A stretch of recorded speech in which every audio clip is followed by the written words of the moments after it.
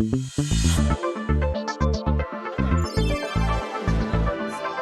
the Let's Talk Wellness with Shal podcast. My name is Shalini Tyagaraja. I'm a corporate tech leader and a wellness coach. If you've not subscribed to Let's Talk Wellness with Shal, you can find this on YouTube, Apple, or Spotify. The vision of this podcast is to empower you with stories from my experiences and journeys, along with inspiring individuals around the globe. And today, I'm very excited to welcome David Marlow on the show, and we talk about a very exciting topic, Ikigai. Today's guest, David, is widely known as the Ikigai Guy. After 30 years as a senior executive in corporate, David shifted his life's direction to help people uncover their purpose with clarity and intention. His IkiQuest newsletter inspires millions, and his book, The Ikigai Way, introduces a simple, wonderful framework for living with meaning. On the Let's Talk Wellness with Shal podcast, we dive into mind-body alignment, purpose, and living authentically, and David's work sits right at that intersection. His approach to Ikigai blends mindset, identity, and daily habits in a way that elevates overall well-being. I'm very excited to explore and learn more about how discovering purpose can transform your health, your energy, and life. So welcome, David. Good morning. Excited to be here, Shal. Thank you so much, David. And you're joining us from which place? Heartland, Wisconsin, near Milwaukee. Yeah. It must be the winterland and the holidays. It is. We look like Christmas. We've got about a foot of snow on the ground right now. So yeah, it's very seasonal. Yes, I know. I can imagine. And thank you so much for taking this time to share your journey. So I guess, we're just going to start diving deep in here. So the first question is, what was that turning point? I mean, of course, you've been in corporate for 30 years, and I always feel it's that first step. There's a trigger, there's an inspiration, there's something that begins this journey. So I'm just curious, what was that for you, and how did it all start? Yeah, so for me, it started a little over 20 years ago, maybe 25 years ago now, when I was really at the peak of my career. I was a vice president at a big tech company, did a lot of data processing. 1 out of every 5 financial transactions in the U.S. was processed through there, to give you kind of an idea of the scope. And happily married and had 3 great kids, and everything was really the way it was supposed to be, the default life, right? And I had this dream, and in the dream, Steve Mariucci, who's a football coach that I don't know and I have no connection with whatsoever, but came to me in a dream. And he said, "What would you do if you were done?" And I'm like, just like you're probably saying, well, what do you mean? What do you mean done? Done with what? And he said, "What would you do if you were done?" And boom, just like that, I woke up. And it started me on a reflection of, well, what would I do if I were done?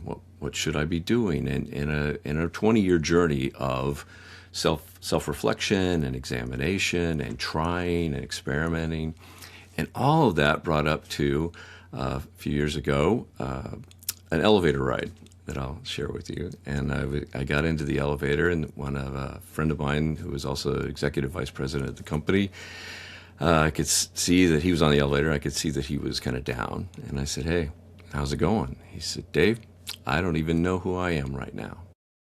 And we were on our way down, literally and figuratively, because our department had just been eliminated, and with it our jobs. And the difference, and this is what I think is the most important part of this story, the difference was he had been at that company his entire life, and his identity was really wrapped up in his job. And he's a good guy, family man, had all the right values, and even then, he was still defined by his job, whereas I had a sense of peace that only comes from understanding your purpose and your calling. And so I knew that I had something more. And so they did offer me another job, and I looked at it, and we'll talk about this more in a little bit, but I had a definition, a verse around my Ikigai so I could express it. And I could look at that job and compare it to my Ikigai, and I could see that while it was a fine job and everything, it would have been a soul-crushing 7 years to official retirement. And so I turned that down and took the risk, took early retirement and started my speaking and writing and coaching and consulting. And I will admit that 6 months later, when the pandemic hit and all of my coaching and speaking and consulting dried up, that I was thinking maybe a soul crushing job wouldn't be so bad. But it all worked out, and I was very glad that I did that. But having that Ikigai enabled me to take that chance and that leap and make that decision and feel good about it. Got it. I have a lot of questions as we talk Okay. through this. But actually, before we even get in there, first question to you is, how do you define Ikigai, which I know is a Japanese word and a concept, and I'm sure a lot of listeners have heard it, but again, I don't know if everybody knows exactly what it is. So I would love for you to first, help us understand a bit more on the definition and the origin and the concept itself. And then, of course, I'll wait for all my questions. Sure. Yeah. Yeah. So if people Google it or search for it, they're probably going to find GPT the. it. Yeah, that's it. Yeah. There you go. There you go. GPT it. Yeah. Yeah. Yeah. I have to say search now instead of Google, right? They'll find a four-circle Venn diagram. That's what you're passionate about, what you're good at, what the world needs, and what they're willing to pay for. And that is I call it the Venn garden. That is not Ikigai at all. It's a very westernized, career-centric model. And in fact, no small irony, most of my coaching clients have come to me after struggling to try and find, really uncover their Ikigai through that. So Ikigai is better understood as expressing your essence and purpose in harmony with whatever you're doing. So your essence, who you are, who you were created to be at the deepest level, your purpose, your skills, your interests, your opportunities, your calling, all of that in whatever harmony with whatever you're doing. So that can be, careers, and I've had some really wild careers that I've been able to find those moments. So I was a disc jockey when I was 16 years old. I was in commercial radio and TV. I was a sergeant in the Marine Corps. And to get any idea of how crazy the broadcasting business is, I joined the Marine Corps to have a saner life. So, and an engineer in two different disciplines. I'm a grandfather. I coached my daughter's 8th grade girls basketball team. So in all those very different things, I am expressing my essence and my purpose in harmony with whatever I'm doing. And so that's a better understanding of Ikigai, and it applies to every aspect of your life. Got it. Perfect. So with that, now I'll go back, as you were kind of giving me that introduction and the elevator pitch and all of it, right? I was just thinking about this because, again, I've been teaching yoga. I've been reading a lot about just, yoga philosophy as part of that learning. And I know there's an ocean of knowledge out there. So I would say tip of the iceberg. But, a few things that came to my mind as you were talking about it when you said, the person in the elevator said, I'm done. And how we wrap our identity around, work, career, money. I mean, there's just, again, an endless list of materialistic things as well, right? But of course, there is this practical aspect of you need that to pay the bills. I mean, there's Right. that part of it, right? But there's also this other part. I'm not sure if you heard about this spiritual guru from India. It's called Ramana Maharshi. So he's from South India, but his whole philosophy and the whole discussion is about who am I? I'm sure if you search it up, who am I? You'll hear a lot about it. But that's where, I got very fascinated, and I know we can talk forever on that topic. But when you said, the person mentioning that I'm done, right? That again comes back to that very fundamental question, which is a very hard, profound question and an answer to think about, which is who am I? Because a lot of this that we're all doing, we're chasing something, we're constantly chasing something. I mean, to be honest, right? So I don't know what is the end. And that's why I was so intrigued, and I wanted to know, what was your trigger? What was your, inspiration and the point to say, I'm done with corporate, or to even make that choice? Because I think that's the hardest thing to do. Yeah, absolutely. And it's a thing where, like you said, it's a lifetime of searching, and yet we've got to have that practical understanding and operating today. And The thing that I encourage, like my clients especially, and I did in the book as well, is career is important. But if you start with your Ikigai, understanding your essence and purpose, the career kind of comes. It's like efficiency. If we start with efficiency, we get all kinds of goofy things like people getting on the call center calls and getting off quickly, right? But if you start with understanding who you are and your purpose, then you have that opportunity to find those things within a career, sometimes even within a specific career. So often people, one thing I want to clear up too is people ask me to help them find their Ikigai. It's not about finding it, it's about uncovering it. It's already there. That's what's great about it. It's already there. It's not like you've got to go searching for it or do anything in particular. And so when you have that, then you can start living out greater and greater percentages of your time in that space. And so it's not about finding the perfect career. It's about understanding yourself enough that you can find those elements within a career. So, I mean, I've managed some huge, huge organizations, and I don't really like budget work, but I still had to do it, right? And I wouldn't say that's my Ikigai exactly, but what you can do is within that space is find those opportunities where you can be active in it in a greater degree and live out your Ikigai. I use the 80-20 rule as a good example. That 20% is really your Ikigai space. And if you think about the value of the 20% is 16 times the waste space, the 80%. So even if you can just add 1% of your day to your Ikigai space, that's a huge difference maker. It doesn't require everything and every moment to make a difference in your life.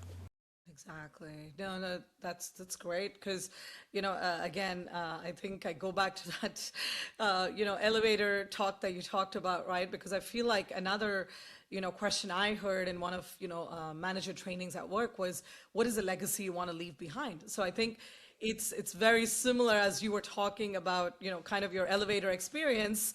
I was just thinking about that as well, right? Because again, it all comes down, and sometimes I feel like we keep chasing this thing in life, and then we kind of hit that, I don't know, roadblock, if you will, or a point in time where we then start to realize, oh my gosh, like, what is it? What's important, right? And is it just a job? Is it a title? And especially this is very timely because you know how the market is right now. And, there are just so many people going through this journey, right? And just trying to figure out what is it for, their next step, or where do they go from here? Right. Yeah. And what you're describing really, I mean, is very universal. I mean, almost every religious tradition, almost every philosophy talks about two halves of life. And that first half is really about building the vessel, building that structure. And that's the default path. And it's good. I mean, we've all got to learn how to operate in the world and read and write and all the things, right? But at some point, that default quits working for everyone. And when I had that dream, that's when the default quit working for me. I just knew there was no next, and the default path wasn't going to work for me. And we can either try and force ourselves to stay on that default path, which really leads to despair, or we can seek that second half of life and that better path, and really, and that's about what's filling up that vessel. And that's what excites me about Ikigai and about helping people, because it's normal. It's perfectly normal to do all of the right things and the default path. But the Ikigai path is the second half of life. And that can be at any time. It can be when you're, you're 50, when you're 20, when you're 80. I've got a client right now who's 76, and she's just really excited about her Ikigai journey now that she's just started not so long ago. Awesome. Yeah, no, that's amazing. So I guess, again, we talked about your book, right? You're an author, the Ikigai Way. So what is that framework behind the Ikigai Way, if you can talk about it? Sure. So there are 3 invitations of Ikigai. The first invitation is just getting the noise down. We have so much stuff in our life that quiet voice of purpose calling us gets drowned out. And it's really about getting that noise level down. And then I have a process. The second invitation is uncovering your Ikigai. And what I encourage people to do, and again, this is a lifelong process. So waiting till we're done is not going to work. So the second invitation is about creating a working model of your purpose statement. And so I have what I call an Ikiverse. And my Ikiverse is I encourage, empower, and enable people to live in to the life they were created for. And so I have a working model. And like EP Box said, all models are wrong, some are useful, right? And so we get our working model and then we start trying it. And when the layoff came for my job, I was able to have that and compare it to that new job and say, no, this isn't the right thing for me. And I've been able to use that. And you use your Ikiverse then for the third invitation, which is living it out and experimenting and trying and stretching and growing into that, because it supports your personal self-development and gives you opportunities. So we could talk for an hour on all the things that happened to me over time. What I encourage, when the system that I created helps you kind of compress that so you can do experiments instead of waiting for big events like getting laid off or other things like that. And so that's the structure that created for. So should I think about this more as, instead of reacting, you're actually responding, right? When things happen in life, meaning you're taking that time, you know how to process it. You're not just this impulse and, you're just reacting, emotionally, be it any which way, right? I mean, it could be different ways, but you're just not quickly reacting to anything, I think. And we all know, I mean, life's never like, a bed of red roses, right? I mean, there's always going to be ups and downs, and, we all go through this journey, right? Yeah, So, yeah. yeah. Yeah, one of the quieting the noise methods, I have 7 rituals of calm, and one of them is ipuku, which is taking that moment and pause instead of reacting, to just see and experience and what's going on.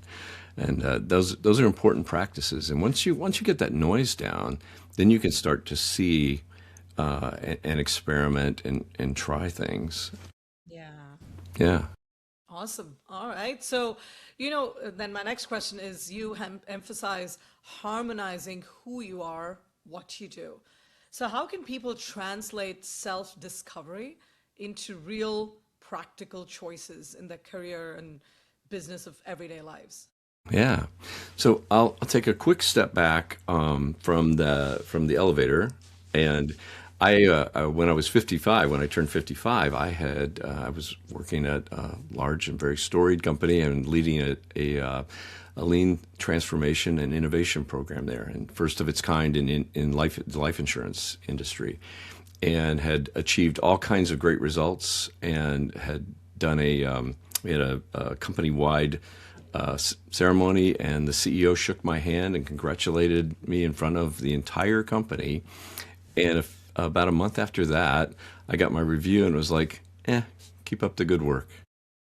And I went to my mentor and I said, hey, help me understand this. I mean, I'm shaking the CEO's hand a short time ago, and he basically told me I had aged out, that there was an unwritten policy in the company that I was 55 and didn't have enough runway to get promoted twice. And so I had to take a look at that point in time and say, okay, what do you want to do? I mean, because a lot of people, and I certainly don't want to pretend that I reacted perfectly to it, but you can either become bitter or better in those circumstances. So I looked for opportunities, again, where I could grow more into those areas of encouraging, empowering, and enabling people, as well as just experience something different myself. And so I actually started studying design. I got to study design at Cornell, something I never would have on my own thought about, but I was looking for a way to expand, and I ended up getting into that work, and I left that position and created a design capability within the company, something I'd never thought about doing. I also invested more time, because now my career is basically over, so I don't have to do careerish things anymore. The stress Right. a little part of the stress at least Yeah. is kind of out. Okay. So not at the right meetings and all that. And I just started investing that time in myself and others and mentoring and studying design. And one of the things I learned in design, I think almost anybody that knew me at the time would have said I was a good listener, but I was really a willing listener. I don't believe I was very good at it. And design process, empathy interviewing, and other elements of that really taught me to go deeper and connect with what the person's need was, as opposed to just hearing what they were saying. And that made me not only a better employee, but a better father, better husband, better grandfather. And so looking for those opportunities that come up and then just exploring it. Or even something like I love to tell people I ate my first orange when I was 50 years old. That's true, right? So you're Yeah. like, I mean, I also think about that as just conscious living, right? Because Uh-huh. you're in the moment. And this is a lot about, with yoga as well, right? Which is, you're learning to tune yourself, being in the present, because, I mean, honestly, that's really what we have, right? Right, So right. I think it's very easy to say that, but of course, practicing, putting all that, right, into our daily lives, I think is obviously hard, right? Yeah. So I think that's why it takes the practice and discipline, of course, to get there, right? So no, yeah, no, thank you. And the next question is overcoming purpose blockers. So many people feel stuck, overwhelmed, burnt out, and not sure where to start. So what are the biggest obstacles that really prevent people, from discovering their purpose? And how Sure. can they even move through that? Yeah, the biggest thing, and I'll cite the Venn diagram because people will latch on to that and think I have to find this, have to discover it. It really is about uncovering because it's there, and that taking that pressure off yourself to realize it's just about really understanding myself, and I don't have to do anything big. I don't have to climb a mountain and find a guru. I don't have to do anything like that. Yeah. It's that process of, and I love the connection actually to yoga. It's just being in that moment and connecting to yourself, and because our Ikigai gets covered lots of life stuff, right? All those expectations, all the shoulds, the have tos, and it's getting the noise down and getting that noise down so you can hear those little hints and start taking that stuff off. And those are really the biggest barriers. And I can tell you, I've had people come to me, they were a mess, and we just got the noise down a little bit, and they could start to think about something other than their problems or their worries or their concerns, and then they'd find something out about themselves that they had forgotten or that they didn't know, and then and you create, instead of a vicious cycle of noise and problems and error and stress, we're creating a virtuous cycle Yeah.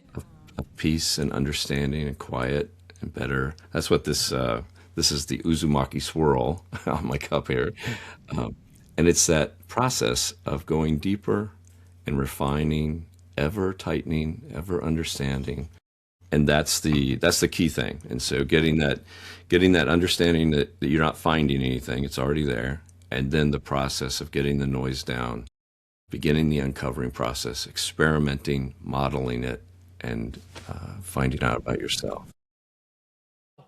Yeah, I mean, I don't know. There's a ton in there that you just unpacked. I'm sure we can, keep going on this topic, but it's definitely very fascinating. And I know you talked a lot about, again, clients of various ages, various phases in life, etc. So I'm trying to go a little bit into kind of purpose, right, within organizations. So, you help companies embed purpose into their culture and products. So how does organizational purpose impact, employee engagement, performance, and overall well-being? Oh my goodness, this is like the place, right? This is where we can really move the world if we can do that. Almost every company thinks they have a purpose, and it's more their mission statement, or that kind, or strategy, or I call it strategery. It's not really strategy; it's more strategery. Yeah. Um, Yeah. But I'll give you a quick example of aligning that and how powerful it is when you can do it. So, again, I work for a life insurance company, one of the most storied companies. Great company, great mission. The thing was, the teams down below didn't really understand their connection to that mission. So, as you can imagine, there's a whole department called death claims, which just sounds really ominous, but I mean, you have life insurance so that you can, if you pass away, you can take care of your family and pay off. And so this whole department's focus and what they thought their purpose was to quickly pay this off, right? So to quickly pay this off, and they were centered on improving that and constantly accelerating that process. Well, we did some design work, and what we found, and I actually had led this, we found out from people that we were putting pressure and stress on them to get the check to them quicker, and they would have preferred to not have that stress on them at an obviously difficult time in their lives. And so the purpose of that team wasn't to get the check out quickly. It was to serve that customer at their most vulnerable point in the way that they saw best, right? And so that was an eye-opening thing for that team to see, okay, we do need to do our process improvement and our innovation work, but it's not just to make it faster. And so when you have that alignment, now that team can do that. Then when you help the people have their alignment with that connection to that team purpose, connection to that company purpose, now you've got that's when the magic happens. Yep, it's all connected. Mm-hmm. So there's nothing here happening in silos. Right. So you kind of have to look at that full picture. What would you say to somebody who feels it's too late to start living a life that's aligned with their purpose? Well, you can tell by my hair color that I'm not a young man. And I became a published author. Very well-known, Wiley and Sons, a very well-known publisher, reached out and asked me to write a book when I was 64 years old. So it is never too late. And that was a dream I had from the time I was little, and it got covered up with all the shoulds and have-tos, and you don't know, you can't make a living being a writer, all the things, right? And so for me, I not only was it a personal thing and dream, but I love that it is an example that it's never too late and you can do it at any point in your life. And I would just encourage people to give it a go and see today as the only day we have, right? Present. And let's live it to the max for the rest. Yeah. No, I mean, oh my gosh, I'm super inspired, and I'm sure everybody who's listening to this, I really hope they take that inspiration that age is just a number, like they say it, right? I mean, don't let that define you, don't let that stop you, and regardless from, where you come from, right? Doesn't matter. I think anyone can make a difference, where they are, and I think, no, this is awesome. So with that, my last question here is, the future of this purpose work. Of course, you've inspired millions of individuals through your book, through your newsletter, through your writing, coaching, speaking, right? So what is next for your mission? How will you bring your work to shape this whole global conversation around purpose, right? Yeah. One reason I wrote the book was because just coaching people, I could only reach so many. I mean, there's limits. And so in writing the book, my initial thought was I can reach thousands and tens of thousands, maybe more people. And so my thoughts now are, how can I do that even more and take that, both empower people with the book and then beyond that to create a community that's fostering this. Because you think about that difference, even one person, but think about 1 million people living their purpose, and then the people they interact with, and the people they interact with, and it cascades and can affect the whole planet. So yeah, no, this is just so lovely to hear, because again, I go back to my question: what's the legacy you want to leave behind? And I think for you, you've definitely found that. Because that is the Ikigai Guy, as you're widely known, because I feel like, how you're inspiring individuals to find that fulfillment, to find that, I don't know, phase, that part of their journey wherever they are, right? How do they actually find that Ikigai moment? I think That's just so important, and I'm so happy that you're actually doing this and impacting so many lives around you. And and for one, obviously, I'm very thankful and happy that you made the time to share with us your journey and talk a bit about what Ikigai is, what this means, and how individuals can, get connected and learn more about this. So, David, if anyone wants to reach out to you, what is the best way? How do they get in touch with you? Sure, they can reach me through LinkedIn. Sorry to say Ikigai, or they can email me from Ikiverse, so or Ikiquest rather, ikiquest.substack.com. You can go on there and email me there, and either one, I'd be really happy to talk with you.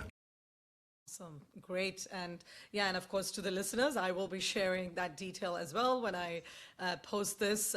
But thank you so much, David, for spending this time and sharing your journey. And I truly hope the audience who's listening here definitely finds their Ikigai and, their purpose and that fulfillment journey, in their lives. So thank you. You're welcome. It's been my pleasure. Thanks.